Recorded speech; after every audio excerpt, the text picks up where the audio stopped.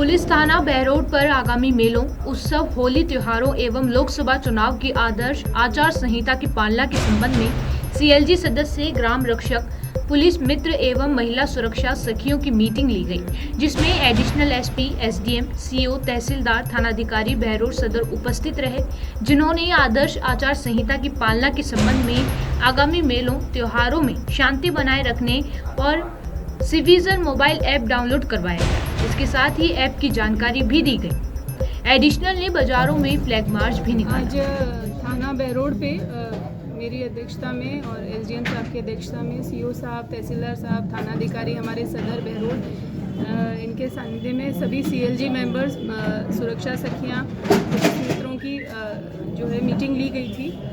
इसका main agenda था, एक तो होली का त्यौहार क्योंकि आने वाला है, तो उस परिप्रेक्ष्य में क्षेत्र में बिल्कुल शांति की स्थिति बनी रहे। दूसरा हमारा एक मेजर कंसर्न था लोकसभा चुनाव। लोकसभा चुनाव को लेके और जो एमसीसी जो लागू हो रखी है क्षेत्र में, उसके पालना आचार संहिता की 100% कंप्लायंस हो, सी विजिल ऐप का प्रचार प्रसार हो, इसके लिए लोगों को मोटिवेट किया गया है और इनको सी विजिल ऐप की जानकारी भी दी गई है।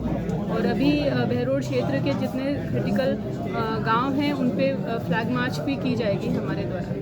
क्षेत्र में जो अपराध प्रवृत्ति जो लोग हैं उन पे उनको चिन्हित करके प्रतिबंध लगाए गए, उन पे पाबंदी लगाई गई। हाँ बिल्कुल, जितने भी जो अवांछित तत्व हैं और आपराधिक तत्व हैं क्षेत्र के, उनको आइडेंटिफाई किया जा चुका है और उन पे बतौर टीम बिल्कुल प्रभावी कार्रवाई की जा रही है और आने वाले समय में आपको इसके रिजल्ट भी दिखाई देंगे। मैडम, लोकसभा चुनाव में बॉर्डर जो है वो आपके लिए काफ़ी चुनौती रहने वाली है, तो उसके लिए आप लोगों ने क्या प्रबंध किए? हमने, क्योंकि हमारा एडजॉइनिंग हरियाणा लगता है और काफ़ी कुछ बॉर्डर एरिया ज़िले का मेरे सेक्टर में ही आता है, तो इसमें हमने बॉर्डर पे बिल्कुल नाके प्रभावी रूप से संचालित कर दिए हैं। वहाँ पे डिप्लॉयमेंट किया जा चुका है और सीसीटीवी कैमरा वहाँ पे इंस्टॉल किए जा चुके हैं। 24 घंटे के लिए वहाँ पे स्टाफ तैनात है और प्रभावी चेकिंग हो रही है। 100% जितनी गाड़ियाँ निकल रही हैं उनकी अच्छे से चेकिंग की जा रही है। फ्लाइंग स्क्वाड्स हमारे एक्टिवेट हो चुके हैं क्षेत्र में, उनके साथ और हमारी टीम के साथ मिलके हम इसको 100% व्हीकल्स की चेकिंग कर रहे हैं और कोई भी गाड़ी हमसे बिना चेकिंग के निकल के नहीं जाती है। मैम, बहरोड और आसपास के क्षेत्रों में बड़ी संख्या में अन्य प्रदेशों के लोग यहाँ पे रहते हैं और किराए के मकान पे रहते हैं। वो बगैर पुलिस वेरिफिकेशन के यहाँ पे रह रहे हैं और अपराध करके वो आसानी से निकल भी जाते हैं। तो उसके लिए पुलिस क्या करेगी कि उन लोगों को क्या निर्देश देंगे कि वो पुलिस वेरिफिकेशन करा के किराए के मकान दें? इसमें जो हमारे थाना स्तर पे इनको भी निर्देश दिए जाएंगे और जितने भी हमारे ऐसे संस्थान हैं जो कि बाहर के लोगों को हायर करते हैं एज एम्प्लॉयज़, तो उनको भी हम बिल्कुल रिटर्न में भी उनको ये लिखेंगे कि जितने आपके एम्प्लॉयज़ हैं उनको, या टेनेंट्स हैं जो लोग मकान किराए पे लेके यहाँ रह रहे हैं, चाहे किसी सोसाइटी में हो या प्राइवेट मकानों में हो, तो उनको भी हम विदाउट वेरिफिकेशन वो ना रहें, तो ऐसे इनको बिल्कुल पाबंद किया जाएगा जो भी इनको। मैडम, ये जो सवाल है भाई साहब ने किया, ये अक्सर सीएलजी की मीटिंग में उठता है, लेकिन आज तक किसी की आईडी अप्रूव्ड नहीं हुई है और जो अपराध बढ़ते हैं वो सबसे बड़ा कारण यही होता है।